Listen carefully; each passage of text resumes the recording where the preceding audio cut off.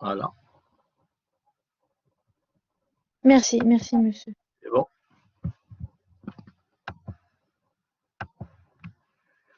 Merci, hein. Bon, je recommence. Donc là, c'est le dernier chapitre qui va traiter l'introduction à la génétique bactérienne ou bien l'initiation à la génétique bactérienne. C'est un peu de la biologie moléculaire, de la génétique. Et ça, ce chapitre-là, vous aurez l'occasion de le revoir, je pense, en S5 avec les généticiens, hein, et la biologie moléculaire. Donc là, la génétique bactérienne, c'est quoi? C'est l'étude du génome. On va étudier le génome, qu'est-ce qui se passe au niveau du génome. Ah, surtout ce que l'homme peut faire avec ce génome. Donc, ce qu'il faut savoir, c'est que les bactéries, enfin, on parle essentiellement des bactéries, elles ne sont pas stables. Hein? Et, regardez maintenant ce qui se passe avec Covid. On parle déjà d'une souche qui apparaît, qui est différente de la première. Cette apparition, elle est due à des mutations.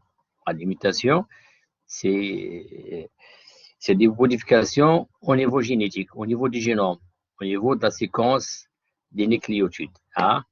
Et quand on a une mutation, enfin, ça peut ne pas se répercuter sur le produit final, c'est-à-dire le phénotype. Ou bien l'inverse, ou bien va entraîner des changements au niveau phénotype, des changements au niveau d'expression de certains enzymes, et ainsi de suite. Mais toujours une mutation, ça ne veut pas dire qu'il y aura des changements. D'abord, ce qui se passe avec le Covid, il y a une nouvelle souche c'est une mutation de la première souche, mais ça ne veut pas dire que cette deuxième souche elle sera plus virulente, plus pathogène que la première. Ça dépend de l'emplacement de la mutation. Si la mutation, parce que au niveau du gène du virus, il y a une partie qui est responsable de la virulence. C'est elle qui est responsable de nuire, de la pathogénicité. Cette partie-là, elle peut être modifiée dans un sens comme dans un autre. Donc la mutation qui s'installe à ce niveau-là peut anéantir le virus. Il peut ne plus devenir pathogène, comme il peut être encore plus pathogène. Mais on ne sait pas ce qui se passe. Donc maintenant, vous allez voir qu'il y a différentes souches qui apparaissent dans le monde. On parle d'une souche en Angleterre, une autre en Afrique du Sud, et ce n'est pas les mêmes souches. Ça veut dire que ce sont des mutations qui n'ont rien à voir. D'accord? Ce n'est pas une bactérie ici, une bactérie 1 et une bactérie 2 qui font des mutations. Ça ne veut pas dire qu'ils ont les mêmes mutations, c'est-à-dire des mutations qui concernent les mêmes gènes. Non, ça peut être des gènes différents. Ça n'a rien à voir. Donc, c'est cette instabilité et elle est la base de l'évolution du monde vivant. D'accord? Le monde, collo, est subi d'imitation, surtout au niveau du micro-organisme. Et pourquoi l'évolution, enfin l'imitation, elles permettent la perpétuité des êtres vivants. Ah, la dernière fois, j'ai parlé un petit peu de l'action des antibiotiques. Vous avez un ensemble de bactéries dans une culture, hein, qui sont sensibles à un antibiotique. On les traite avec l'antibiotique, il va tuer toutes les bactéries. À un certain moment, on traite une culture avec cet antibiotique-là, la plupart des bactéries meurent, mais il reste un seul. Il reste une seule bactérie. Ça veut dire quoi ça? Ça veut dire que cette bactérie, elle était là avant le traitement avec l'antibiotique. Ce n'est pas l'antibiotique qui a causé l'apparition de cette bactérie qui est devenue résistante. Elle est apparue avant le traitement. Et qu'est-ce qu'il a fait l'antibiotique? L'antibiotique, il a tué toutes les bactéries sensibles. Mais la bactérie qui est devenue résistante, elle est restée. Elle va se multiplier. Donc là, c'est ce qu'on appelle la sélection naturelle. Donc là, une mutation qui est à la base de la sélection naturelle. Et ça, ça se passe à l'échelle de tout le monde vivant. Hein? Chez les êtres humains ou les animaux, il y a toujours c'est pas moi, au niveau de la nature, des catastrophes comme ça, qui éliminent la plupart des êtres, des animaux. Mais certains restent vivants parce qu'ils ont su s'adapter. Ils ont su s'adapter. Cette évolution-là, elle est progressive dans le temps. Chez les bactéries, non, c'est sur le champ. C'est la différence entre les micro-organismes et les autres êtres vivants. Donc là, dans ce chapitre-là, on va parler d'imitation et de transfert de gènes. C'est deux choses qui sont différentes. L'imitation, ça concerne quelques nucléotides. Un nucléotide qui est remplacé par un autre, ou bien un petit nombre de nucléotides qui a été modifié, ou là, d'accord? Mais par contre, le transfert de gènes, c'est des morceaux de gènes, c'est des grands morceaux de gènes qui sont transférés, d'accord? Donc, là, on commence par l'imitation. C'est quoi l'imitation? Donc là, vous savez bien que un gène, c'est une succession de nucléotides. C'est une succession de nucléotides qui donne un gène.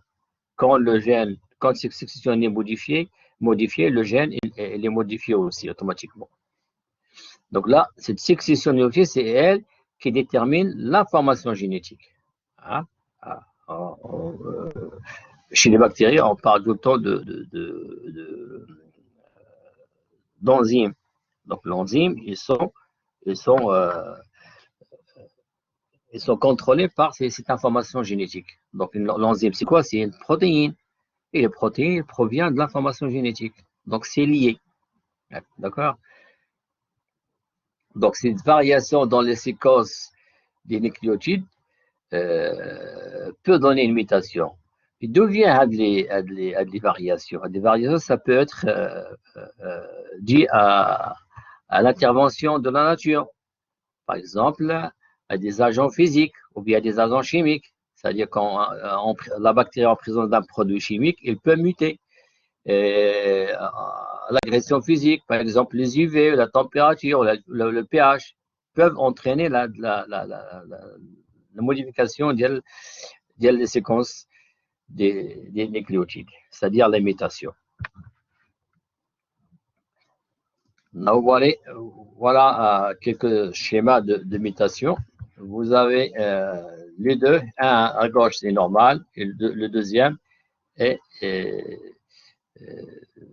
regardez au niveau de l'ADN, première ligne. Donc, regardez que là, chez l'ADN, l'adénine a été modifiée et remplacée par la thymine. Automatiquement, la thymine va chercher l'adénine. Voilà, il y a une inversion d'Elsmith. Donc, au niveau de l'ADN, il va donner de l'ARN et automatiquement, l'ARN, elle aussi, il va être modifié. Hein? Et la même chose, le codon, le triplet, qu'on appelle le codon. Il correspond pour cet exemple-là, c'est le GAG, guanine, adénine, guanine.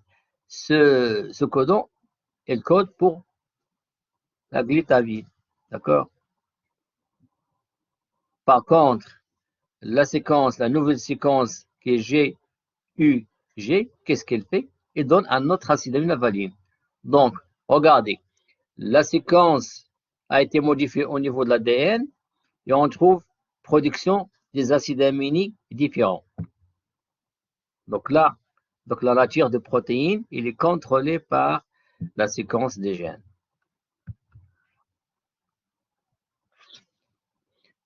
Donc là, on dit que les mutations sont des événements rares, stables, héréditaires. Donc là, c'est-à-dire rares, c'est pas tout le temps. Hein? Et héréditaire, c'est-à-dire quand la bactérie, un être vivant qui a subi une mutation, cette mutation, elle sera transmise à la génération suivante. D'accord, à la génération suivante. Mais à condition, chez la bactérie, à condition que la bactérie se divise. Parce que, on va revenir ça plus tard, chez une bactérie, quand une mutation s'installe, il va être corrigé par un système enzymatique. Vous allez voir ça en S5. La bactérie elle va essayer de la corriger. Mais la correction doit être faite avant que la bactérie se divise. Mais quand la bactérie se divise, ça y est, la mutation s'installe et les cellules FU seront aussi des cellules qui ont muté. D'accord? Donc les mutations, deux choses, on peut avoir dans la nature deux choses, ou bien spontanée ou bien induite. Spontanée, c'est-à-dire comme ça, la cellule, elle mute comme ça, sans intervention externe. Sans intervention. Comme ça, la bactérie, parce que ça travaille. Quand l'ADN se réplique, il y a ouverture, il y a les deux bras, et après réplication, la transcription. Au cours de ce travail-là, de cette activité au niveau du génome, des fois, il y a des choses qui se passent. Hein? La machine fait, c'est vrai que c'est bien réglé, mais des fois, il y a un déréglage. Mais après, la bactérie va essayer de corriger. S'il arrive à corriger, il n'y aura pas de mutation. Mais s'il n'arrive pas, il y aura une mutation.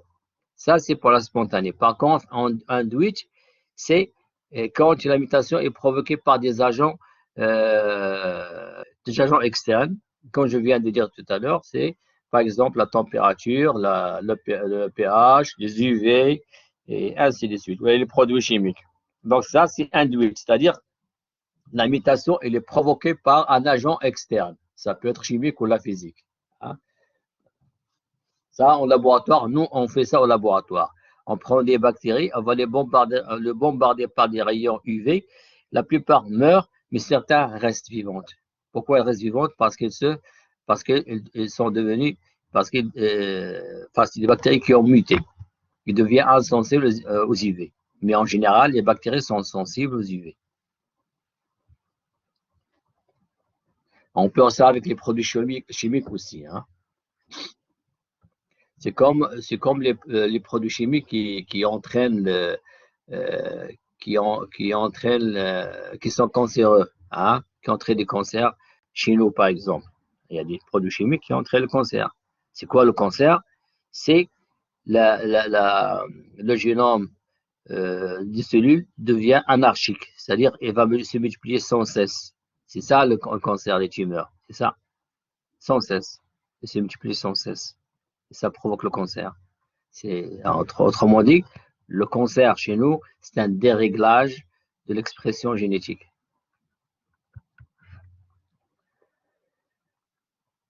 Les agents mutagènes, ce sont des agents qui provoquent les mutations. D'accord? Donc, les mutations, ils se passent normalement, mais en présence de ces agents-là mutagènes, physiques ou la chimique, la probabilité d'avoir une mutation devient importante. D'accord? On a les mutagènes physiques et les mutagènes chimiques. Physiques comme les UV, les rayons X, d'accord? Et d'autres. La température aussi. Mutagènes chimiques, c'est les produits chimiques. Donc là, le produit de la réaction, c'est quoi? C'est l'apparition de cellules ou bactéries mutantes qui sont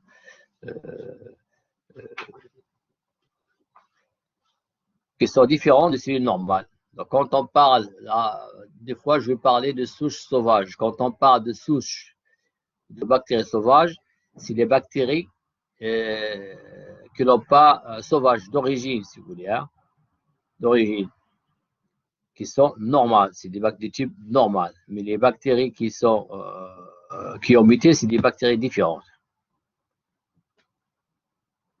Comme je l'ai dit tout à l'heure, cette mutation elle peut passer inaperçue, elle peut provoquer des réactions irréversibles. Ça peut entraîner la mort aussi. D'accord? Donc, c'est ça la mutation. On ne sait pas ce qui se passe après la mutation. Comme il peut avoir un avantage aussi. Un avantage. Hein? Par exemple, les bactéries, quand on les bombarde avec les rayons UV, la plupart meurent. Il y en a une qui reste vivante. Hein? C'est un avantage pour la bactérie. C'est l'avantage qu'on a dit, un avantage sélectif, c'est qui a été sélectionné. Hein. Donc, elle n'est plus sensible aux UV, donc elle reste vivante, elle va se multiplier et donner des bactéries comme elle. Les autres, ça y est, ils disparaissent. Mais on a une bactérie et de nouvelles souches de bactéries avec un génome différent. Maintenant, on va parler un petit peu des différents types d'imitation. L'imitation, il y a pas mal de types. On peut avoir des imitations, par exemple, l'imitation ponctuelle. Hado, que se passe par substitution ou la délétion ou la addition. Substitution, c'est-à-dire quand on change la séquence. Délétion, c'est une perte d'un nucléotide, par exemple. Addition, on rajoute un nucléotide. Quand le gène perd un nucléotide ou rajoute un nucléotide, donc la séquence sera modifiée aussi, automatiquement.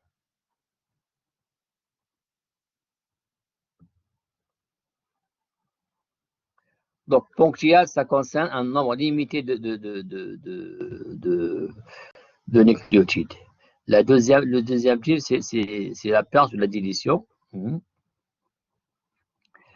qui concerne une séquence d'ADN. Pas quelques nucléotides, mais complètement une séquence, une chaîne de nucléotides. C'est ça la différence. Pour les mutations ponctuelles, on commence par la substitution. Dans la substitution, vous avez deux mécanismes, la transition et la transversion.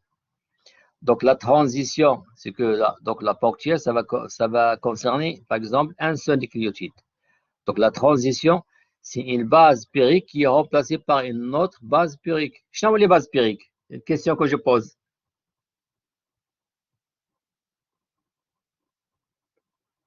Allô? Allô? Même chez moi.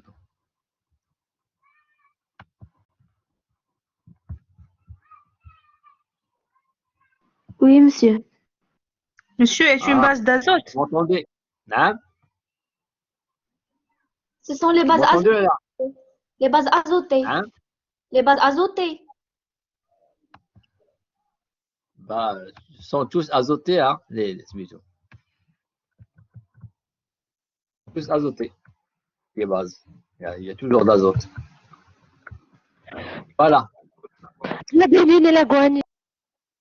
Voilà. Donc, les bases puriques, c'est la adenine et la guanine. Et les bases pyrimédiques, c'est la cytosine et raciltimine. D'accord? Donc, regardez, ils sont là, vous avez l'adenine et la guanine, si elles sont ensemble. Mais les autres, ils sont différents, mais ils se ressemblent entre elles, la cytosine et la raciltimine. Donc, c'est un seul cycle. Les deux autres, adenine et guanine, c'est deux cycles.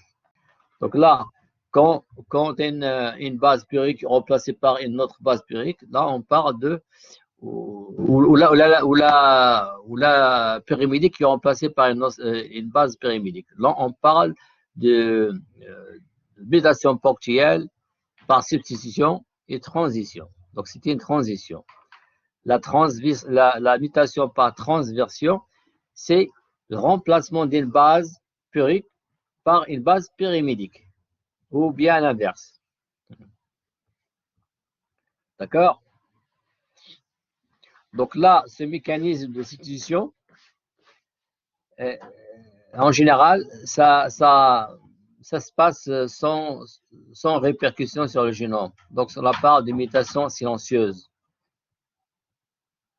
en général. Mais ça peut être aussi autre chose. Donc là, on regarde des exemples. Voilà. La substitution, regardez là pour la 2, vous avez substitution à 9 bases, l'adénine qui va être remplacée par la cytosine qui va être remplacée par l'adénine. D'accord? Il y en aura une séquence qui est différente. Pour l'insertion, C'est-à-dire, on rallonge la chaîne. On a acide aminique qui se rajoute. Donc, on rallonge la chaîne. La délétion, on raccourcit la chaîne. Il y a un nucléotide, hein, il y a une paire qui vient de partir. Donc là, pour la substitution, on a 9 bases. Donc, un changement d'une base par une autre, on aura toujours 9 bases. Pour l'insertion, on a un qui se rajoute. On part de 9 bases et on arrive à 10 bases.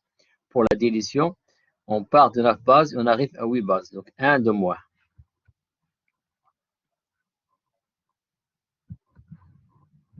Alors, vous avez quelques exemples au niveau des séquences d'ADN qui donnent des protéines, des séquences différentes suivant l'ADN sauvage, normal, ou l'ADN qui a muté.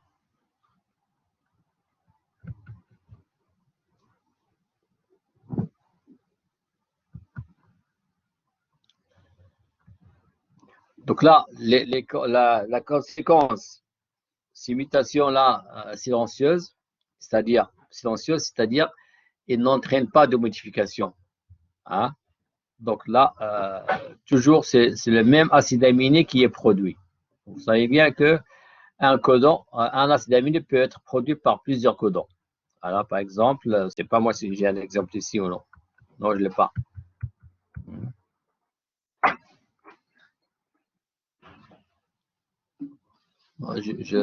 Oui, Dan?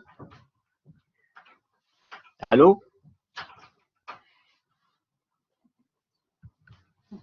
Retenir, ça, vous le savez, que un acide aminé peut être produit par plusieurs codons. Donc, ça veut dire que même s'il y a une modification d'un nucléotide, on peut avoir toujours la production du même acide aminé. Donc, il n'y aura pas de répercussion sur la protéine. On aura toujours la même protéine qui est produite. Donc, la mutation, elle est silencieuse. Il n'a rien modifié.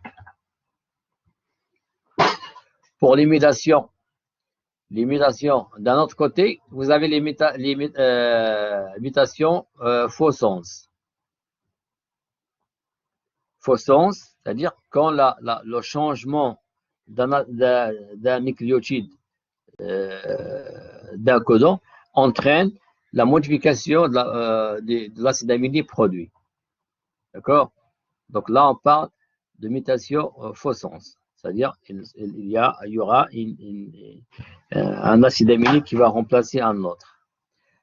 La mutation ponctuelle par substitution qui est non-sens, c'est-à-dire quand le remplacement d'un nucléotide par un autre, il va nous donner un codon qu'on appelle codon stop. Avec le codon stop, c'est lui qui arrête la biosynthèse de la protéine.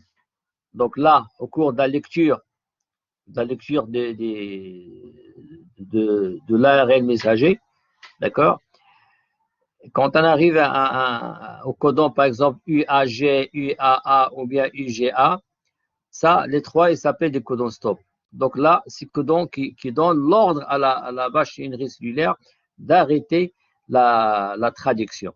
Donc, et la protéine, elle est coupée à ce niveau-là.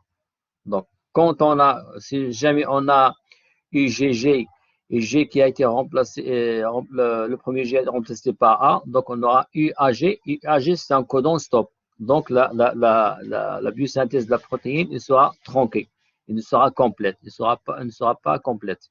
On aura une nouvelle protéine qui est incomplète. Et cette nouvelle protéine, elle peut perdre ses activités. C'est la mutation concerne le site actif. Donc là, le deuxième de ce type-là, c'est l'addition et la délétion, comme je viens de dire. L'addition, c'est quand on rajoute un nucléotide. Et la délétion, c'est quand on enlève un nucléotide. Là aussi, ça peut avoir des répercussions sur la protéine produite, comme ça ne peut pas entraîner, mais en général, ça entraîne des répercussions parce qu'il y aura toute la séquence qui va être modifiée.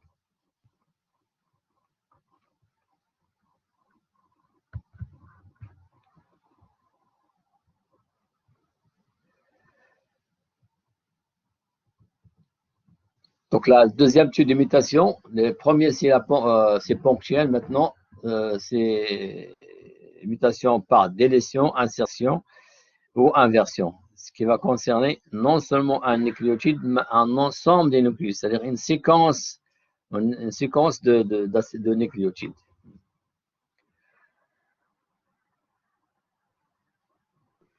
Donc là, en général, c'est mutation par délétion ou insertion ou inversion.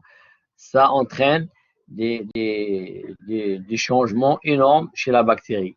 Mais des fois, ça peut entraîner ça peut entraîner la mort de la bactérie. Monsieur, Surtout quand Non, la mutation par délétion et insertion ne sont pas ponctuelles. non, ponctuelles, ça y est, on les avait. Ponctuelles, ça concerne un nucléotide. Délétion, insertion et inversion, ça concerne un segment, une chaîne de nucléotides. Donc, la Une chaîne de substitution nucléotides. se fait Hein? par un seul nucléotide. La substitution. Oui, D'accord. la Merci. substitution, c'est-à-dire on change un par un. D'accord? Un nucléotide par un nucléotide.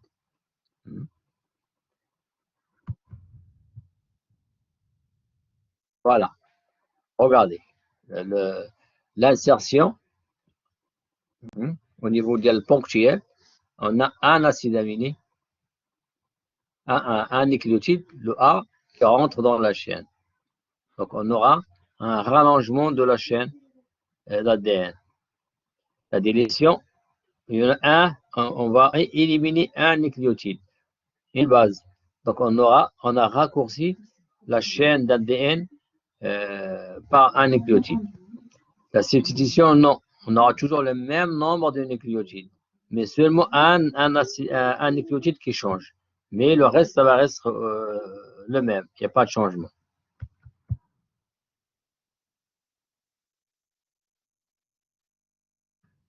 Donc là, pourquoi l'insertion ou la délétion, ça entraîne des changements? Parce que toute la séquence, il va être modifiée. Hein? Tout.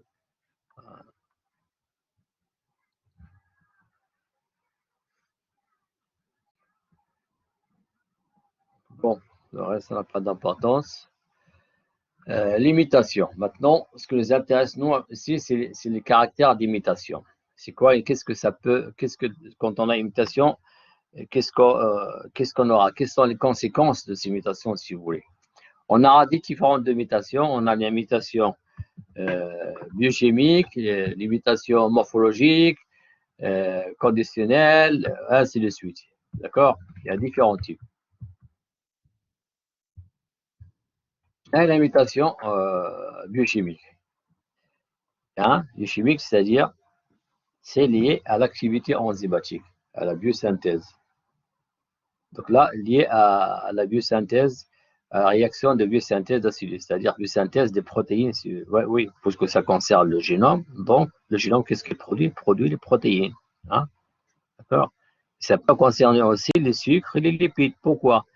Parce que c'est la biosynthèse, le métabolisme des sucres ou des lipides, hein? C'est un ensemble de réactions. Ces réactions sont catalysées par des enzymes.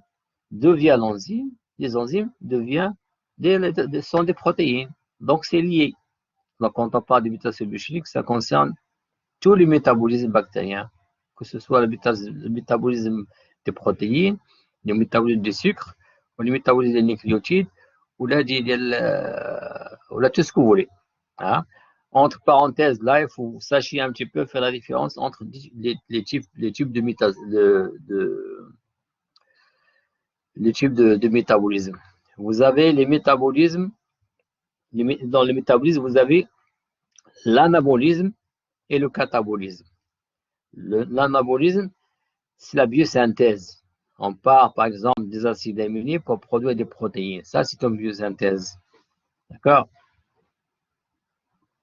Le catabolisme, c'est l'inverse. C'est l'inverse. Dégradation. C'est une dégradation. Voilà. Donc, autrement dit, l'anabolisme, c'est la biosynthèse, et le catabolisme, c'est la dégradation. C'est ça la différence entre les deux.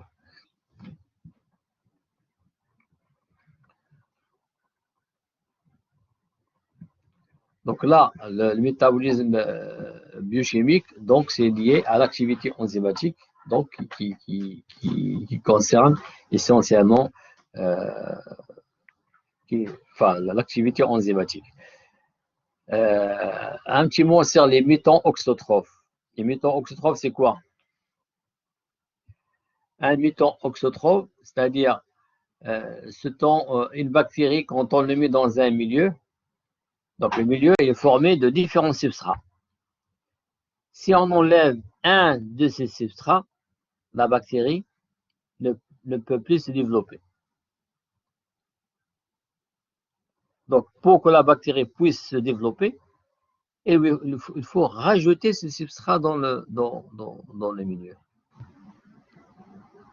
Pourquoi? Parce que la bactérie, elle est incapable de le produire. Et là, on parle des bactéries oxytrophes. Par contre, chez certaines bactéries, même si on enlève ce substrat-là, la bactérie, elle va continuer de pousser. Pourquoi? Parce que elle a besoin de ce substrat-là. Et qu'est-ce qu'elle fait, elle? Elle va le produire. C'est ça ce qui est incroyable chez la bactérie. Elle peut produire les choses dont elle aura besoin. Donc là, on parle de souches prototrophes. D'accord? Prototrophe, c'est-à-dire qu'elle est capable de se développer toute seule. C'est-à-dire les substrats dont elle aura besoin, elle va les produire elle-même. Donc là, vous devriez être capable de faire la différence entre les souches prototrophes et les souches oxytrophes. Vous allez voir, je pense, le deuxième cours avec Madame Zabdani sur la nutrition. Donc là, un mot sur l'oxytrophie et le prototrophie, c'est ça. C'est la capacité à se satisfaire ou non. Voilà un exemple qui montre là comment on peut avoir des bactéries oxytrophes ou bien prototrophes. Regardez dans les milieux, un milieu minimum, c'est-à-dire le milieu minimum contient un certain nombre de substrats. La première boîte, on a rajouté, dans ces milieux minimum, on a rajouté de la série. On a développé d'un certain nombre de souches. La même culture, on l'a mis dans un milieu, même milieu minimum, mais sans série, c'est-à-dire moins série. Qu'est-ce que vous voyez là? Vous voyez toutes les bactéries se sont développées à part une, le A.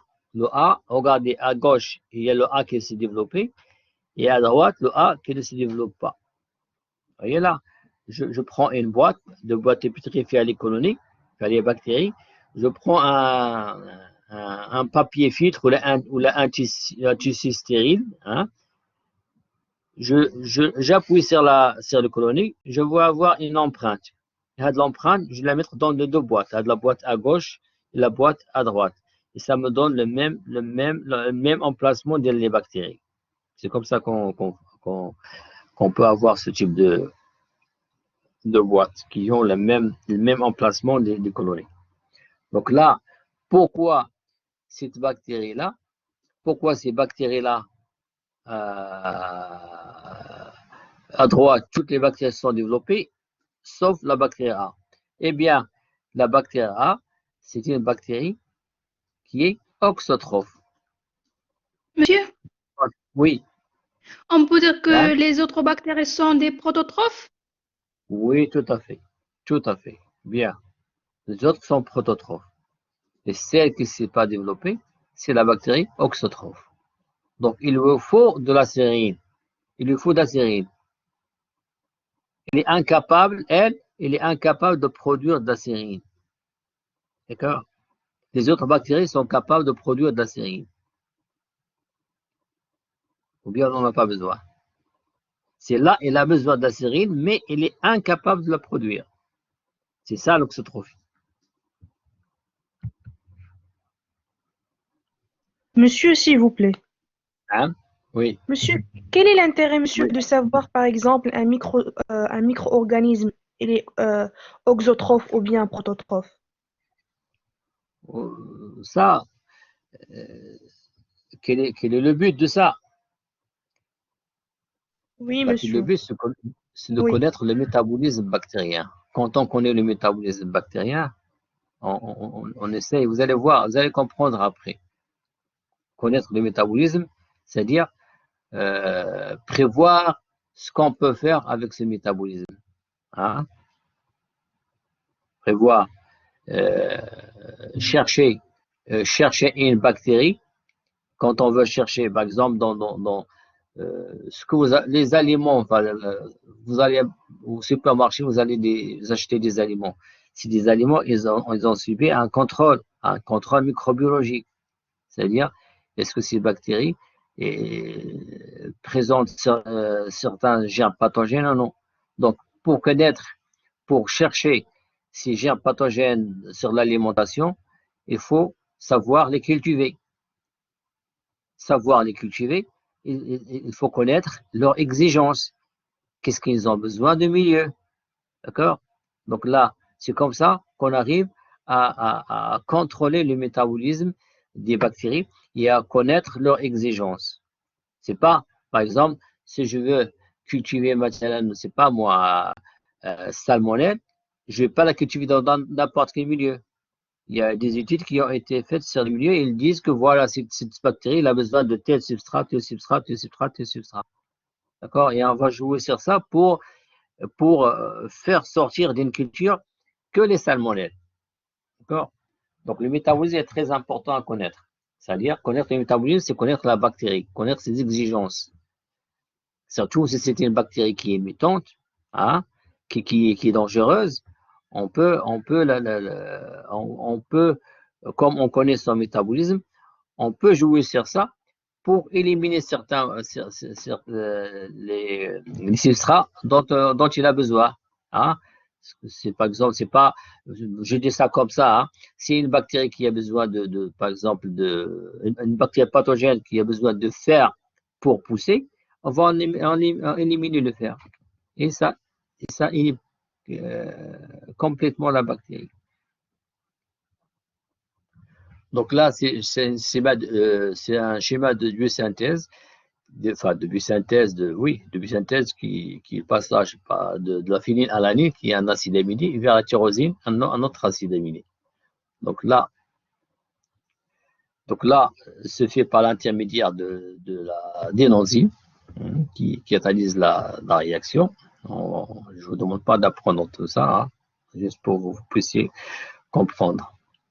Monsieur, La phénylalanine est oui.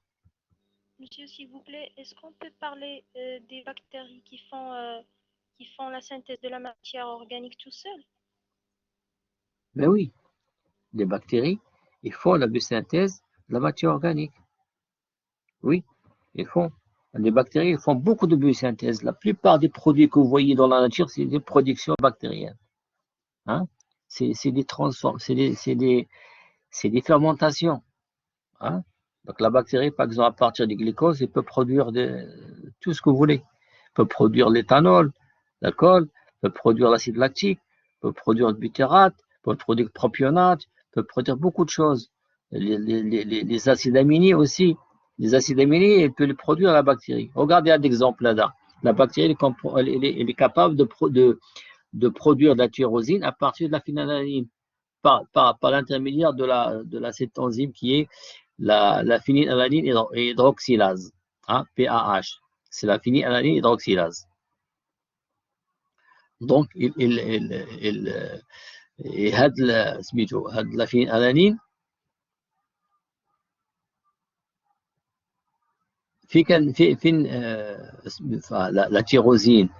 la tyrosine, c'est un acide aminique qui fait partie de la mélanine. شنو الميلانين؟ Vous connaissez هو اللي كانوا الميلانين؟ في الشعر ديالنا هو هذاك الصبغة. ديال la peau. C'est un On pigment. trouve dans la peau, D'accord? dans les Donc, cheveux. regardez la réaction quand on bloque, la production de la tyrosine, on n'aura pas de mélanine. Il n'y aura plus de production de mélanine. Là, c'est une maladie. D'accord? Donc là, c'est une maladie qui est due à ce blocage de la production de la tyrosine. D'accord? C'est un exemple sur la biosynthèse. Donc là, la plupart de ce que tu viens de dire, ça permet d'expliquer aussi l'origine de certaines maladies. Le métabolisme bactérien, connaître le métabolisme bactérien, c'est cerner les bactéries et leur évolution. L'imitation morphologique, c'est-à-dire les changements au niveau de la morphologie de la bactérie, c'est quoi? C'est au niveau quelque chose qu'on voit à l'œil nu, nous. Hein? Les bactéries sont microscopiques, mais ce qu'on voit nous, à l'œil nu, ce n'est pas les bactéries. Dans la nature, on ne les voit pas, mais au laboratoire, on peut le voir sur boîte de pétri. Donc, une bactérie qui va se multiplier des milliers de fois et donne naissance à une colonie qu'on peut voir à l'œil nu. Donc là, chaque bactérie, vous allez voir, je ne sais pas moi comment on va faire pour les TP. La première chose, pour l'étude des bactéries, il y a l'étude macroscopique et l'étude microscopique. L'étude microscopique, ça concerne les cellules. On regarde les cellules au microscope. Par contre, l'étude macroscopique, on va regarder les bactéries sur boîte de pétri. C'est-à-dire, on ne va pas voir une bactérie tout seul, mais un ensemble de bactéries. Où chaque espèce donne naissance à une colonie qu'on appelle l'ensemble de bactéries. C'est une colonie qui a un aspect qui lui est caractéristique. Hein, c'est une colonie qui est d'abord la coloration, est-ce que c'est jaune ou la marron ou la blanchâtre ou la jaunâtre ou là, est-ce qu'elle est limitée ou la répandue sur la boîte, est-ce qu'elle est visqueuse ou non, tout ça c'est quelque chose qui font partie de la morphologie de la colonie, mais de la colonie, c'est-à-dire l'ensemble des cellules. Donc là, quand on parle d'imitation morphologique, c'est quand la morphologie de la colonie change. Hein, c'est-à-dire changement de coloration, changement de viscosité, changement d'aspect, ainsi de suite. Troisième type d'imitation, l'imitation létale. Létale, c'est l'imitation qui entraîne la mort de la cellule, c'est-à-dire qui bloque la biosynthèse de certaines voies métaboliques qui sont essentielles à la survie de la bactérie. Donc, quand l'imitation provoque ces changements-là, la bactérie ne peut plus tenir, elle va mourir, tout simplement. L'imitation conditionnelle, c'est l'imitation qui change avec les conditions du milieu. En général, c'est les conditions qui font ça, c'est des conditions physico-chimiques, physiques, comme la température et le pH. L'imitation, l'imitant résistant. L'imitant résistant, c'est l'exemple que je donne toujours avec les antibiotiques. D'accord? Quand on prend une culture bactérienne et on la traite par sur boîte, hein, et on traite par les antibiotiques, la plupart des bactéries meurent, sauf une qui apparaît toute seule. Pourquoi elle n'est pas éliminée par l'antibiotique? Parce qu'elle a subi une mutation. Les bactéries, c'est la même espèce, c'est les mêmes types de cellules, c'est les mêmes espèces. Toutes les cellules sont mortes à part une. Pourquoi cette bactérie, cette cellule, elle est restée vivante? Parce que son génome, il a été modifié. Il a été modifié fine. Il a été modifié au niveau d'une protéine. Au niveau d'une protéine qui est le site actif de l'antibiotique.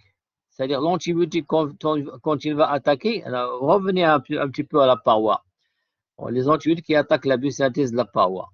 Donc, les antibiotiques, ils bloquent certaines réactions. D'accord? Donc, l'antibiotique, pour qu'il agisse sur des enzymes, par exemple. Il va bloquer une enzyme. Hein? Donc là, had la mutation, had l'enzyme, il se peut qu'il soit muté, qu'il soit modifié. Donc l'enzyme ne sera plus reconnu par l'antibiotique. Et la bactérie va continuer la biosynthèse de sa paroi. Donc c'est ça les mutants résistants. Ce sont des résistants, c'est des mutations provoquées au niveau au niveau de la protéine qui est le site actif de l'antibiotique.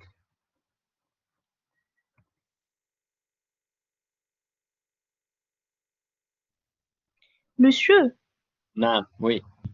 mais monsieur, si on a monsieur une mutation au niveau de l'enzyme, Oui. monsieur, il va être non fonctionnel, monsieur, pour la synthèse de la paroi. Il a un changement. Il a un changement. Justement, fonctionne. oui, justement, c'est là la mutation. Hein? Ça, on peut avoir différents types de mutations. Là, l'emplacement. Oui, oui.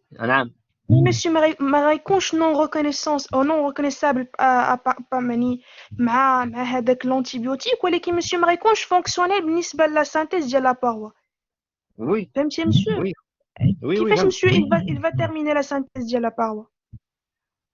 Justement, ça dépend de l'emplacement de la mutation. Si la mutation, parce que là, vous allez voir au niveau, enfin, c'est pas moi, vous allez le voir plus tard au niveau de la biochimie, vous aurez un chapitre sur les protéines, sur les enzymes. Les enzymes, c'est une protéine, hein, une chaîne d'acides aminés qui est un peu compliquée. Et sur cette chaîne-là, vous avez le site, le site au niveau de la protéine, le site actif. C'est lui qui catalyse la réaction. Mais le reste, ça n'a aucun rôle. Enfin, ça n'a aucun rôle. Il est essentiel, mais pour l'activité, le site actif, c'est lui qui va rentrer en contact avec le substrat. Vous voyez, l'enzyme va se lier au substrat par l'intermédiaire de ce site-là. La même chose, l'antibiotique. D'accord, monsieur. monsieur, le changement au niveau de le site. Les voilà. Oui, laissez-moi faire. Pour ça, c'est pour l'activité enzymatique. L'antibiotique qui va bloquer par exemple, restons l'exemple de la paroi, l'antibiotique qui va bloquer la biosynthèse de la paroi, donc il va, qu'est-ce qu'il va faire? Il va modifier, il va empêcher l'antibiotique, il n'y a pas de mutation là, l'antibiotique, il va empêcher la reconnaissance de ce site actif d'enzyme avec son substrat. Donc, il va bloquer la réaction. Donc là, on ne parle pas de mutation. D'accord?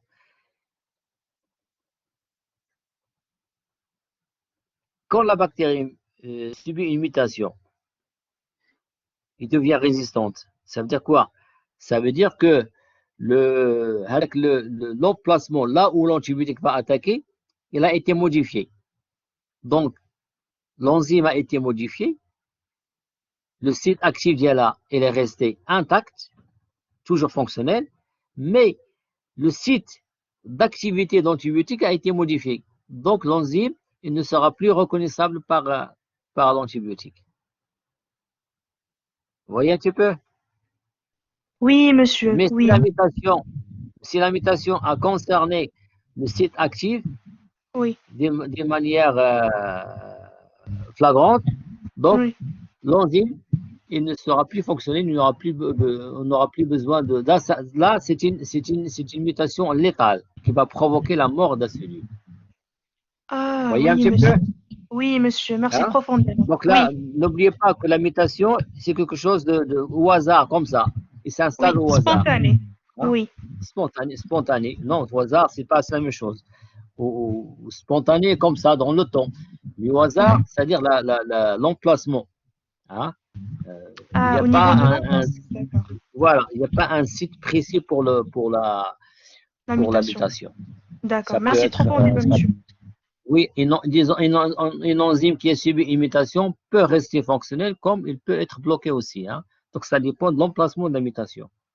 C'est-à-dire, il y a des sites très sensibles au niveau de l'enzyme. Ces sites-là, il ne faut pas les toucher. Dès qu'elles sont touchées, ça y est, l'enzyme, il perd ses activités.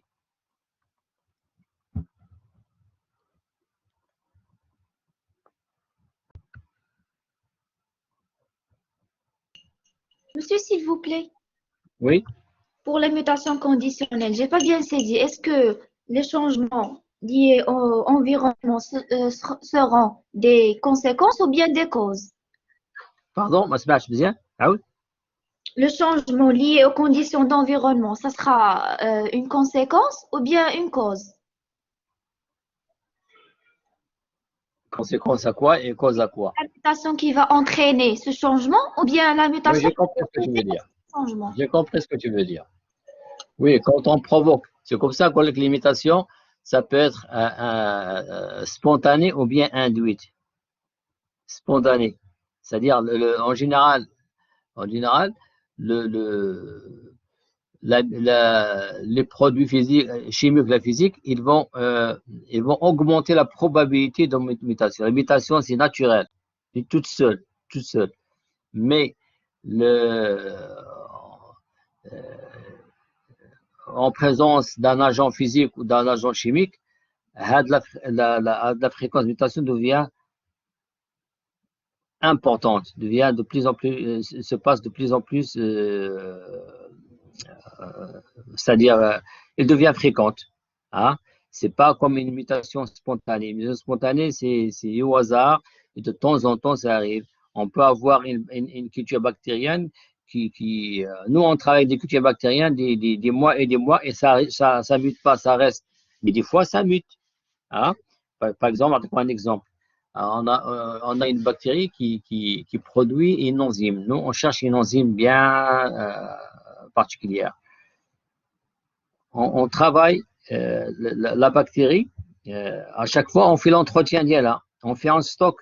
On le congèle hein, pour avoir un réservoir. À chaque fois qu'on a un tube de réservoir. Hein.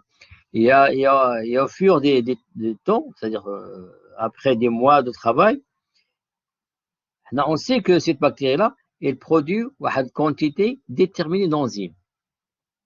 Avec le temps, on arrive à travailler avec les mêmes bactéries, mais deux choses. Ou bien elle ne produit plus avec l'enzyme, ou bien la quantité qui est produite devient minime. Donc là, ce sont des mutations. Ce sont des mutations qui se sont installées spontanément. Et ces mutations qui s'installent spontanément, elles apparaissent de plus en plus tôt en présence d'agents physiques et chimiques. Comprenez? Il y a des agents physiques et chimiques qui provoquent les mutations, c'est-à-dire qui provoquent des cassures hein, physiques au niveau de l'ADN. Des cassures, ça casse, ça altère la partie. La bactérie, les enzymes de la cellule, ils vont essayer de réparer l'ADN. Il y en aura une mutation qui est provoquée, ça existe. Mais en général, la mutation, elle est spontanée. Hein? Il y a de la fréquence de mutation qui devient plus importante en présence de certains agents externes.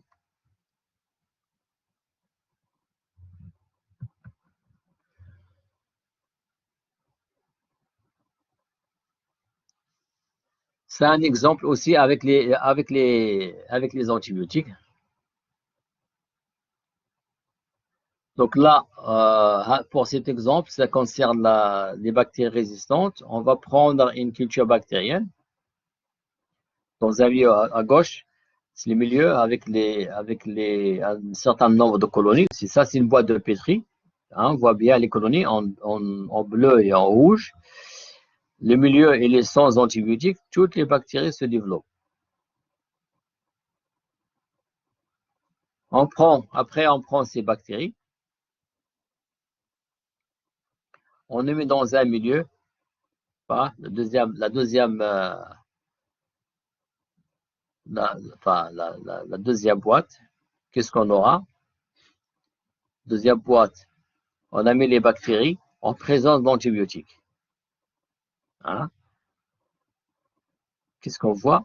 La plupart des bactéries ont été éliminées. Il reste seulement 3, les rouges.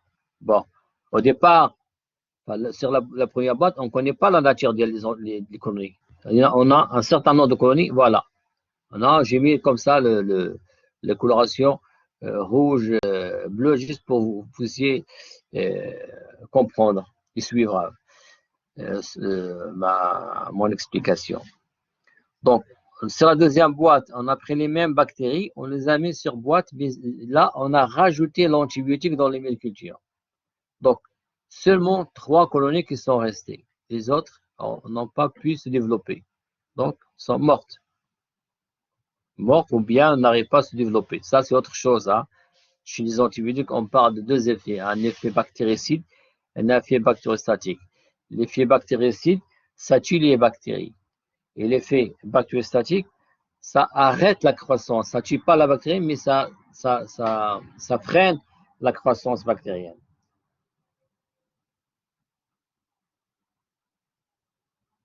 Donc là, et après, à partir de la deuxième boîte, on va prendre une colonie, on va le mettre dans un milieu toujours avec antibiotiques. La bactérie, il va se multiplier, il va donner un certain nombre de bactéries. Donc, ça veut dire que la mutation s'est installée. Là, c'est un bon exemple qui montre comment on sélectionne les mutations. Donc, qu'est-ce qui s'est passé? Qu'est-ce qui s'est passé? Regardez.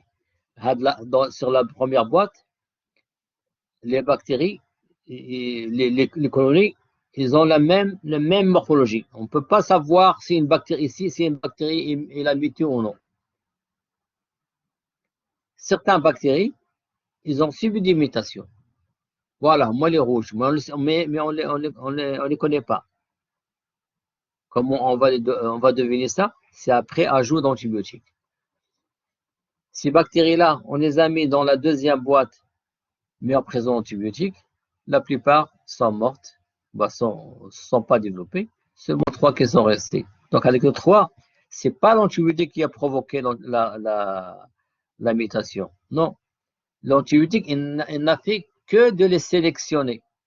Donc l'antibiotique, il a éliminé le reste, il les a laissés. Il a laissé les 3 colonies apparaître. Donc là, l'antibiotique, il a un rôle sélectif. Il a sélectionné les bétons qui ont résisté à cet antibiotique-là, tout simplement. C'est ça le rôle d'Yallah. Quand vous prenez mal vos antibiotiques, vous allez tuer la plupart des bactéries, mais vous allez garder les bactéries résistantes.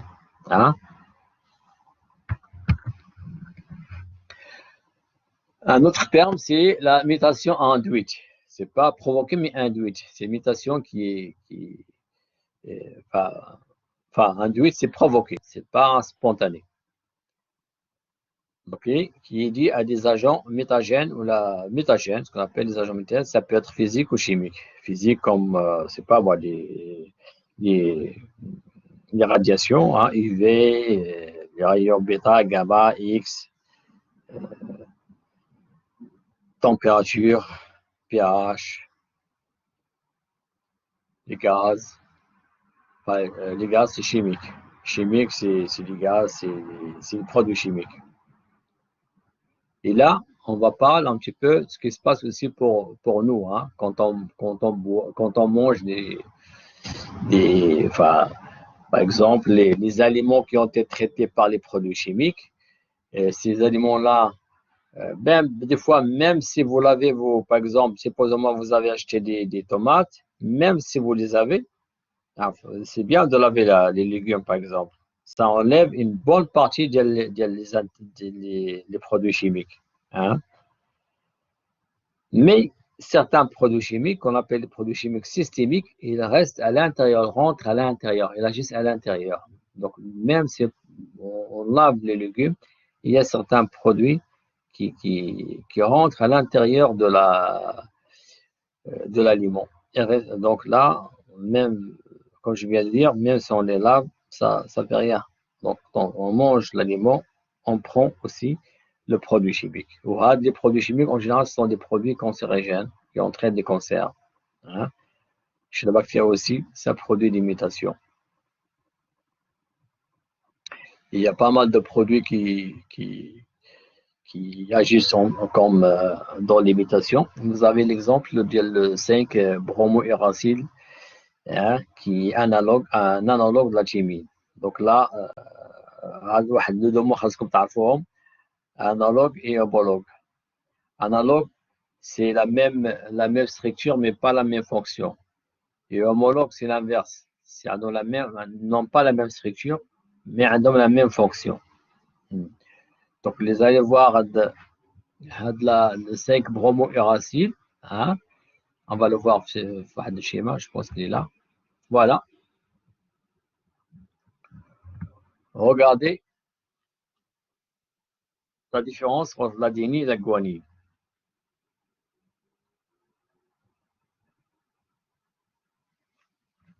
Le bromo, c'est une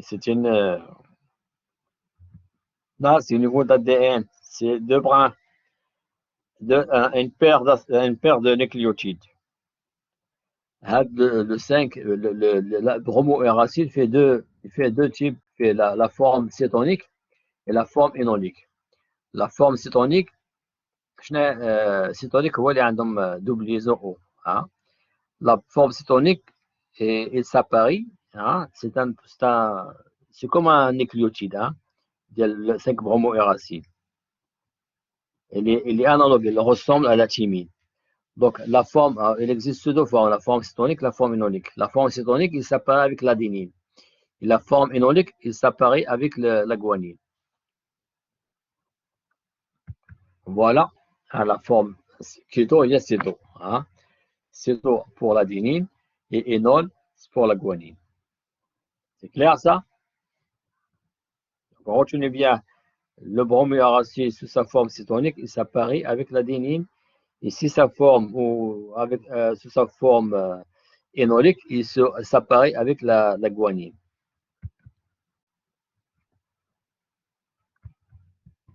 Le schéma, où est-ce qu'il est ce schéma-là? Oui, c'est celui-là.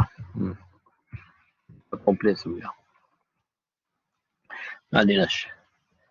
Donc là, regardez la première chaîne. Enfin, à droite, vous avez adénine, thymine. En présence dans une chaîne d'ADN, deux brins, sous forme de la pernaya, adénine qui s'apparaît avec la thymine.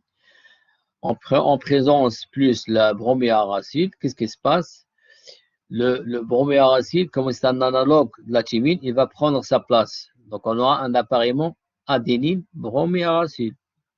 Quand la bactérie, quand l'ADN va se répliquer, il va donner deux ADN. Un brin, l'effet A, il va s'apparier avec un autre bromouracile. Avec le deuxième brin, le bromouracile, il va devenir sous forme énolique et il va s'appareiller à la forme énolique, il va s'appareiller avec le guanine. Regardez, on est passé de AT vers d'autres séquences qui sont différentes. Donc là, ça engendre des mutations. Donc là, on a une modification au niveau du génome, une modification au niveau d'expression du génome, c'est-à-dire au niveau des protéines.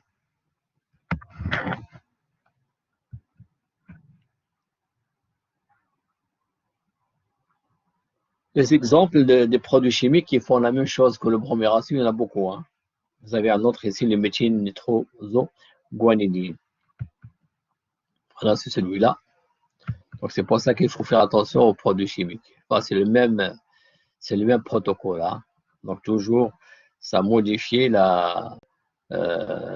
l'appariement. Donc à la fin, on aura des séquences différentes au niveau de l'ADN.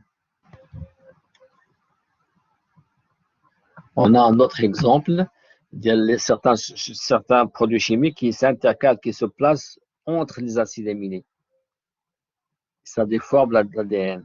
L'ADN, ou bien il va être réparé, ou bien il va former une boucle, et que la boucle va partir. Donc, on aura une modification au niveau des séquences d'ADN. Ça, on le voit souvent chez les bactéries. Je ne sais pas si j'ai un exemple ici ou non. Voilà, celui-là.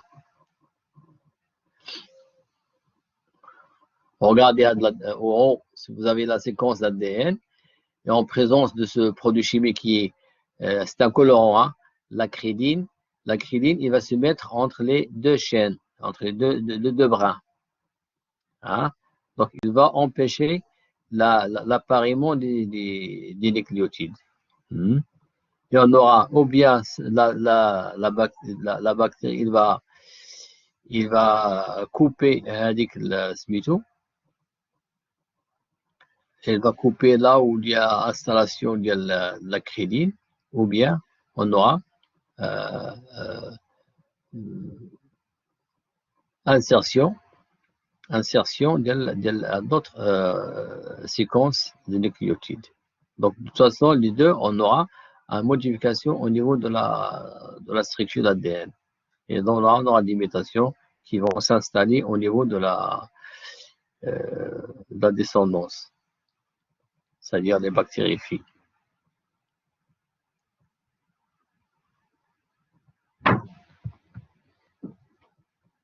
Un autre exemple, il y a proflavine, hein, qui aussi intercale à l'intérieur et modifie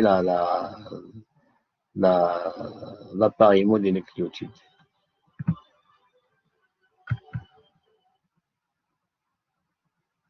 Bon, les exemples, il y en a beaucoup comme ça, hein. On ne va pas tous les citer.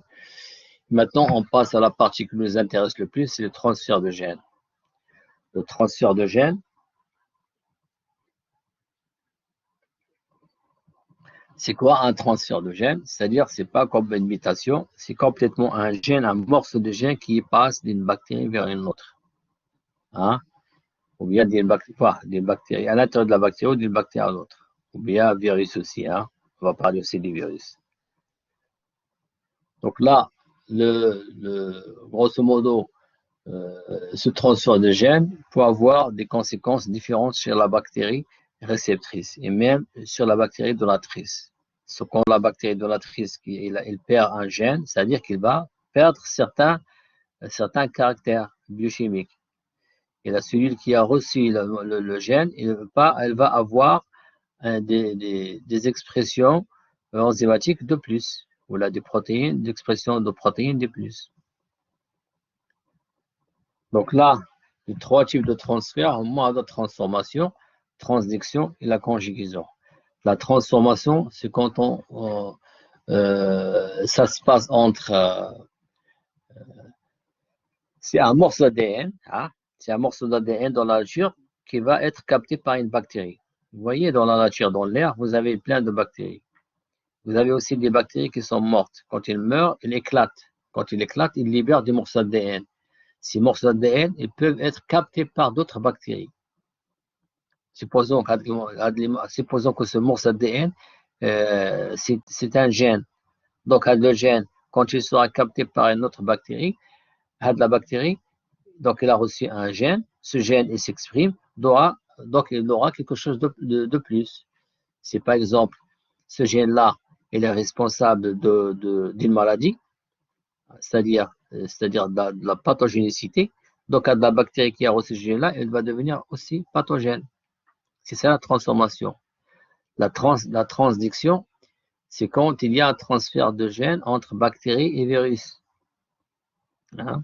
Donc là, ça existe entre bactéries et virus.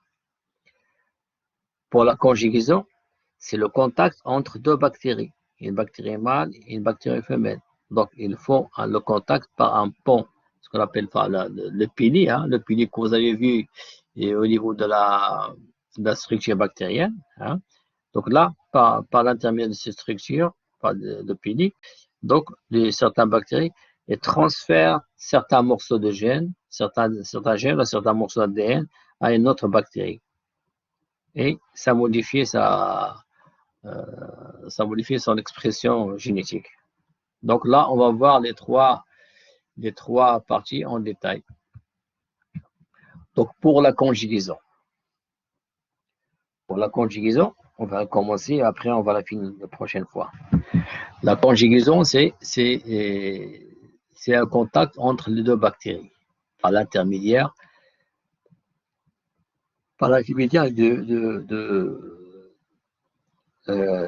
des piliers. Les piliers, comme je l'ai expliqué la dernière fois, c'est que les piliers sont des canaux.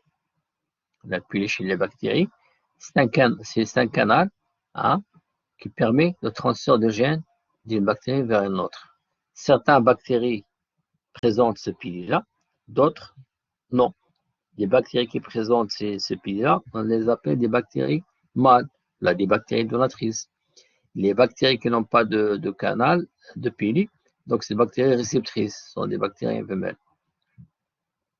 Donc pour qu'il y ait transfert de morceaux d'ADN, de gènes entre deux bactéries, il faut qu'il y ait un contact entre les deux. S'il n'y a pas de contact entre les deux, il n'y aura pas de transfert. Et le contact il se fait par l'intermédiaire des piliers. Pourquoi le contact? En général, le contact, il concerne, comme je l'ai expliqué il y a longtemps, chez la bactérie, il y a un seul chromosome. Un seul chromosome. Mais des fois, il peut avoir un petit chromosome, un petit morceau d'ADN circulaire qu'on appelle le plasmide. Le plasmide, le chromosome il est stable, il doit toujours être là au niveau de la bactérie. Une bactérie sans chromosome ne peut pas vivre. C'est une bactérie morte. Par contre, le plasmide, il n'est pas stable. La bactérie peut l'avoir, comme elle peut l'éliminer, il reste toujours vivante. D'accord? Il n'a pas de répercussion sur la vie de la bactérie, le plasmide. Donc, Z-Nars. Donc, en général, le transfert de gènes, c'est au niveau ça se passe au niveau des plasmides. Donc là, on va voir l'expérience de 1946 avec le Weber et Tatum. Ils ont pris deux bactéries. Le schéma, où il est là. Non.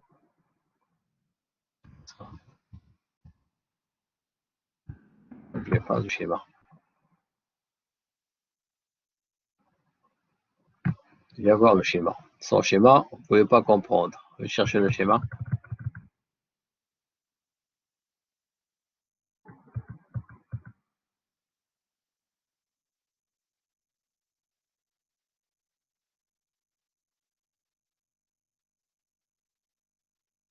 Pourquoi j'ai pas le schéma? Bref, je vais vérifier ça la prochaine fois. Mais je continue quand même.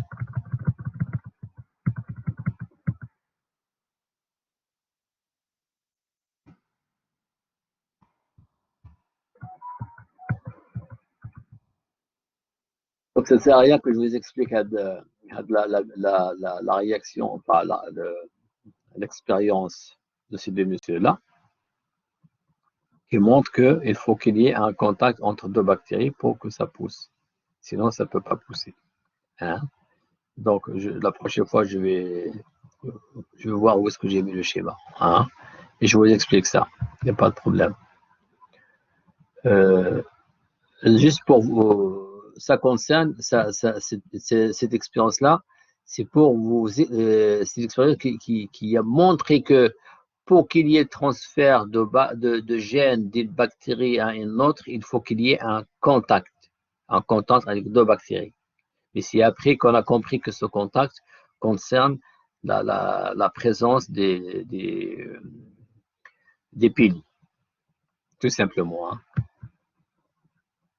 Donc là, vous avez une bactérie avec en rouge le chromosome, hein, l'ADN chromosomique, et le petit morceau en bleu, c'est le plasmide. Hein. On peut avoir un plasmide ou bien plusieurs chez la même bactérie. Donc, par exemple, la bactérie en bas, il a 3 plasmides. Il y a toujours un seul chromosome. Le chromosome bactérien, ça peut être aussi circulaire et ça peut être linéaire. Donc là, vous avez une bactérie avec 3 plasmides différents. Donc ça Les chercheurs à dire qu'il y a toujours deux bactéries. Il y a des bactéries donatrices qui ont le pili et des bactéries réceptrices qui en sont dépourvues. Voilà, vous avez un exemple de contact entre deux bactéries par l'intermédiaire de pili, ce qu'on appelle la conjugaison. Donc, c'est une bactérie, c'est une photo au microscope électronique. C'est pas une photo réelle.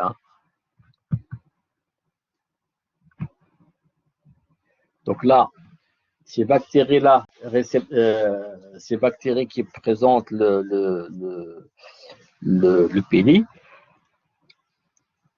pourquoi elles présentent le pili? Parce que là, voilà, on va le voir tout de suite, voilà.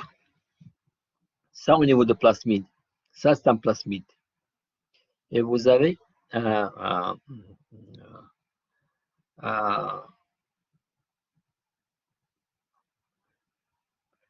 vous avez un certain nombre de gènes responsables de la biosynthèse des piles. D'accord, tout simplement, ce qu'on appelle le gène responsable de la biosynthèse des piles, c'est ce qu'on appelle le facteur F. Le facteur F. Alors, là, facteur F. Donc, quand on parle de bactérie F+, ça veut dire qu'il a le pili. Les bactéries F-, c'est une bactérie qui n'a pas le gène responsable de la production des piles. Voilà, les bactéries présentes des piliers, on les appelle les facteurs F, c'est-à-dire appelés F+. Les autres, c'est F-, qui n'ont pas de piles, parce qu'ils n'ont pas le gène responsable de la production de cette production-là. Donc là, le facteur F, c'est au niveau des plasmides. Retenez bien que c'est au niveau des plasmides. Donc là, les gènes, au niveau des certains gènes au niveau des plasmides sont responsables de la production des piles.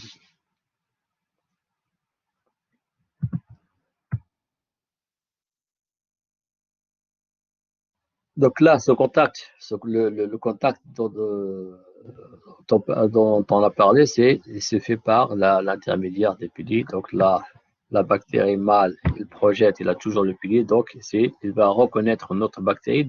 Ça peut être une bactérie de même espèce, d'espèces différentes, ça n'a pas d'importance. Il va reconnaître une bactérie, il va entrer en contact, et il va lui transmettre un gène. Ce gène, ça peut être bénéfique comme ça peut être non. D'accord? Donc, une fois le brin d'ADN, il va rentrer, donc là, le plasmide, il va s'ouvrir, il va copier avec le gène. Donc, une partie, il va rester dans la cellule donatrice. Le deuxième copie, il va emprunter le canal des pili et tomber dans la deuxième cellule. D'accord? La deuxième cellule, il va recevoir le gène qui peut s'exprimer ou ne pas s'exprimer. Ça dépend de pas mal de choses. Donc là, retenez bien au cours des transferts, la cellule donatrice, il ne va pas perdre ce gène. Il va garder ce gène. La preuve, c'est qu'il va se répliquer. Avant qu'il envoie un morceau de gène, il va se répliquer. Il y aura deux copies. Donc, il va garder une copie. Donc, il va rester tel quel. Et la deuxième copie, il va la transférer vers la deuxième bactérie, la bactérie réceptrice. Et de la bactérie réceptrice qui peut devenir aussi F+. Donc, on va voir les différents types concernant le devenir de la bactérie réceptrice. Voilà, le premier cas. Voilà, on va attaquer directement le premier cas. Voilà, le premier cas, vous avez à droite, à gauche, la bactérie avec F+, c'est-à-dire qui présente le pili. Voilà, le pili, selon lui. Donc là, il va envoyer. Qu'est-ce qui se passe? Le pili va reconnaître la bactérie F-, toujours entre bactéries F-, F+, pas des bactéries de même style. D'accord? Donc là, le pili va reconnaître la deuxième bactérie réceptrice. Une fois la reconnaissance est faite, ça dépend. Il y a deux écoles. Il y en a qui disent que le transfert de gènes se fait par l'intermédiaire des pilules, ça dépose sur un canal. D'autres qui disent que le pili, il va provoquer un remaniement au niveau de la membrane et il y aura une ouverture sur les deux membranes et c'est par cette ouverture que se passe le transfert de gènes. Donc, regardez là. Ça, c'est pour le contact. Hein. Pour le plasmide, regardez le plasmide, il va dans le deuxième schéma et il va se répliquer. Donc, on aura un bras de plus. Ce bras de plus, c'est lui qui va quitter la cellule donatrice vers la cellule réceptrice. Le bras qui reste, il va synthétiser le brin qui vient de partir. Donc, on aura toujours un ADN bicaténaire. Avec le bras qui est rentré dans la cellule réceptrice, il va il va être répliqué, hein, puisque c'est un seul bras. Donc, il va être répliqué pour donner un ADN avec deux bras. Et enfin, on aura toujours la cellule F+, il est resté tel quel, puisqu'il a récupéré, il a répliqué le bras qui est resté pour avoir un ADN complet. Donc, il est toujours resté F+, mais pour la bactérie qui était F-, il est devenu F+. Pourquoi? Parce qu'il a reçu tout le plasmide. D'accord? Voilà. Il y a un seul bras. Et à l'intérieur de la cellule moi, on aura fabrication des brins complémentaires et on aura une bactérie avec un plasmide. Le plasmide, il va s'exprimer, il va produire un pili. Donc c'est une bactérie F+. Donc là, on a formation d'une bactérie F+, à partir d'une bactérie F-. Ça, c'est le premier cas. C'est clair, ça? Là, je pars dans le vide. Non, Allô? monsieur, j'ai pas bien compris. Est-ce que tu n'as pas bien Monsieur, compris? le rôle de ce plasmide dans la bactérie. Le rôle de ce plasmide, c'est ça. Voilà. Ah, le plasmide, c'est ça. À la partie en mauve, il y a les responsables de la production des pilus, des pili. Donc, retenez, le pili, les gènes responsables de la production des pili, ils se trouvent au niveau au niveau des plasmides. Il n'y a pas que ça. Le plasmide, il contient d'autres gènes. Alors, vous avez plein de gènes. Vous pouvez avoir même aussi des gènes de résistance ou de pathogénicité pour les gènes pathogènes. D'accord? Et pour le moment, ce qui nous intéresse, c'est les gènes de production de pili. Donc, de pili, les gènes responsables de la production de pili, c'est au niveau des plasmides. Donc là, regarde dans le schéma là. Monsieur, On passe, oui. monsieur, les gènes qui se trouvent au niveau du plasmide, monsieur, mais qui niche le génome. Non. Non. واش le plasmide, monsieur, il est complémentaire du génome. Hein? واش هذاك le plasmide, il est complémentaire, monsieur, du génome. Si vous voulez, oui. Il est complémentaire, mais il n'est pas essentiel. Mais La bactérie peut l'éliminer. Oui. La bactérie peut éliminer le plasmide et rester vivante, normal. Vous comprenez? Il n'est pas essentiel. Le chromosome chez la bactérie, il est essentiel. Si la bactérie perd son chromosome, il meurt. Mais s'il perd son plasmide, elle reste vivante, normal. D'accord? D'accord, monsieur. Mais la bactérie, quand il a un plasmide, ça lui donne d'autres caractéristiques. C'est clair, ça? C'est un plus. Oui, monsieur. Si vous voulez. C'est un plus. C'est des caractères en plus pour le plasmide, mais qui ne sont pas essentiels pour la bactérie. D'accord? Donc, parmi le plasmide, parmi les caractères qu'il peut donner à la bactérie, c'est la formation des pili. Le rôle des pili, c'est de reconnaître une autre bactérie. Donc, regardez, la bactérie F+, qui a le plasmide, qui a le pili, il a reconnu une autre bactérie qui n'a pas le pili, F-. Et après, il lui a transféré une copie de plasmide, complètement une copie. Donc la bactérie F-, il a reçu un plasmide. Le plasmide, il va s'exprimer, hein, il va fabriquer un pili. Donc, on aura une bactérie qui est un plasmide et capable de fabriquer le pénis. Donc, c'est une bactérie F+. Donc, là, on voit le passage, le premier cas de transfert entre F+ vers une bactérie F- pour donner une bactérie F+. Deux bactéries F+. C'est clair, ça? Ça, c'est le plus simple. Oui, monsieur.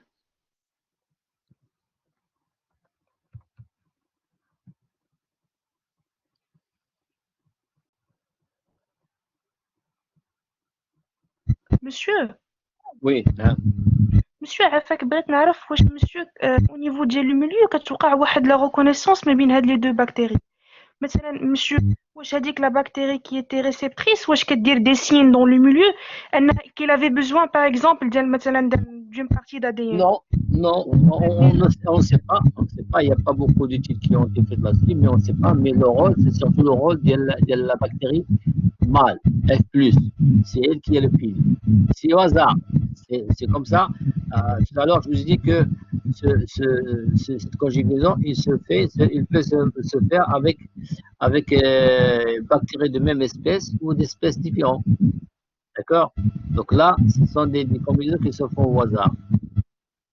Ah, d'accord. Donc, monsieur spontanément.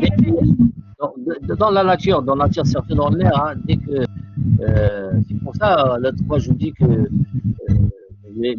on interdit aux personnes âgées ou aux enfants d'entrer dans les hôpitaux, les cliniques. Hein, parce que dans ces enceintes-là, il y a beaucoup de germes. Ces germes-là, ils font des transferts de gènes par cette méthode-là, par conjugaison. Hein, ils font des transferts et on peut avoir une multiplication de nouvelles souches pathogènes. Pourquoi? Parce qu'ils ont reçu des gènes de pathogénicité de notre bactérie par conjugaison. Vous voyez un petit donc peu? ce transfert monsieur qui compte spontané donc يعني Bah ما oui, كيكونش oui. d'accord. Non, c'est pas, oui, c'est dans la nature, des choses qui se rencontrent. S'ils sont une positive, d'autres négatives, donc le transfert est facilité, tout simplement. Au D'accord hasard, monsieur, hein. merci beaucoup. Donc le premier exemple, c'est ce qu'on vient de voir là, c'est là quand un facteur F se convertit de F- vers F+. Hein, c'est le premier cas. Le deuxième cas, c'est un peu plus compliqué. Hein. Le deuxième cas, on va se voir un schéma qui est plus... Bon, c'est ouvert, pas celui-là. Donc, on va noter ce que je viens de lire. Hein. Pour le deuxième cas, qu'est-ce qui se passe? Voyez là le schéma B.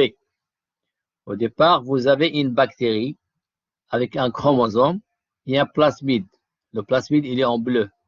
D'accord? Qu'est-ce qui se passe?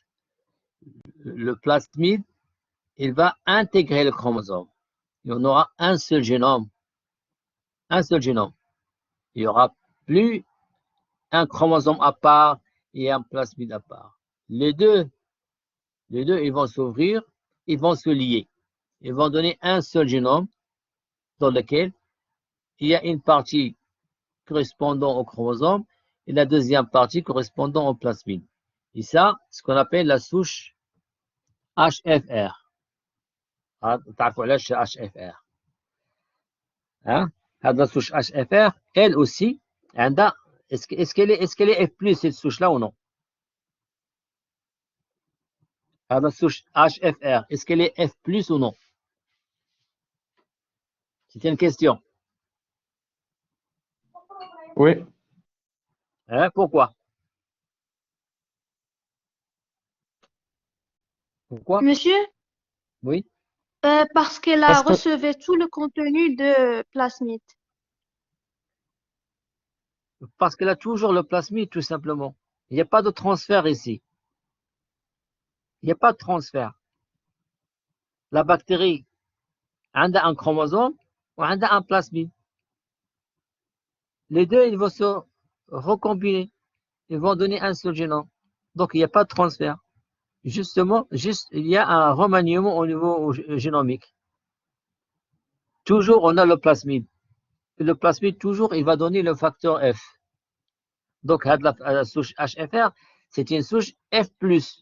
Mais pourquoi on l'appelait HFR? Parce que cette souche, a une potentialité énorme de transfert de gènes. C'est pour ça qu'on l'appelait HFR. Haute fréquence. Transfert avec haute fréquence. D'accord? Donc, cette souche-là, HFR, elle aussi, puisque c'est LFF+, quand il va rencontrer une bactérie F- qui n'a pas de plasmide et donc pas de pili, qu'est-ce qui va se passer? Là aussi, il y aura un transfert de gènes. Il y aura le génome bactérien qui est formé de deux parties, une partie chromosomique et une partie plasmidique. Donc là, il y aura une coupure, il y aura un transfert d'une copie vers la deuxième cellule. Alors là, la question qu'on peut se poser, est-ce que la deuxième cellule, elle va devenir à son tour HFR ou la F+, ou la rester F-?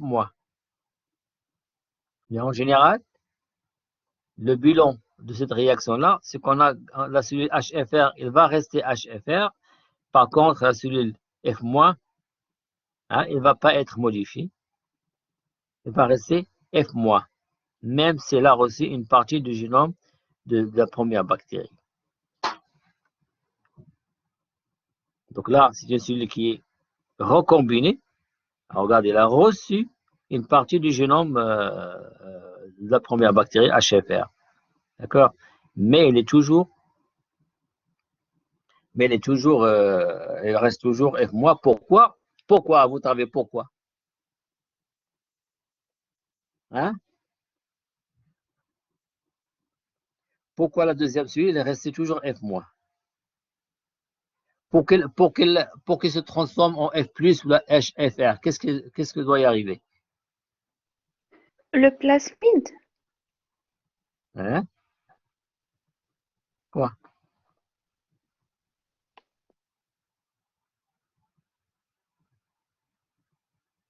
Une cellule qui était F- et devient F+. Pourquoi? Pourquoi Monsieur, ce c'est là. passage de F- à F+? Parce qu'il a reçu, Un plasmide? Le plasmide? parce qu'il a reçu le plasmide. Et là, regarde la bactérie, elle a reçu quelque chose, mais C'est elle le restait reçu F-. avec le bras responsable de la synthèse du Non. On a reçu un bras. Oui, un bras. Non. Il a reçu une partie seulement. Une partie des gènes qui est responsable de la formation Voilà. des piles Le chromosome, il se trouve dans le plasmide. Donc, il n'a pas reçu le gène hein, de la fabrication des pili. Il a reçu une partie du génome. Mais il n'a pas reçu le génome complet, c'est-à-dire le plasmide complet. D'accord?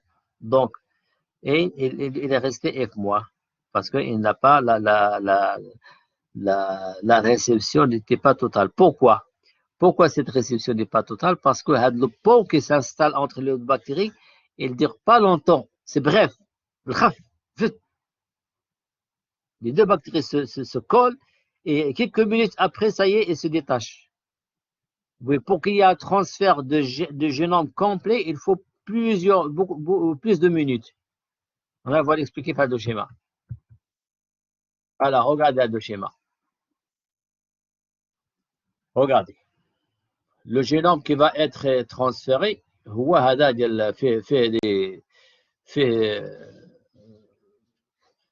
fait des gènes. Le premier gène responsable de la lactose, deuxième gène TSX, troisième galactose, après TRP, après l'arginine, et ainsi de suite. Il y a une succession dans le génome. Chaque partie est responsable de la production de ces substances-là. Lactose, TXP, gale, triple, arginine. D'accord?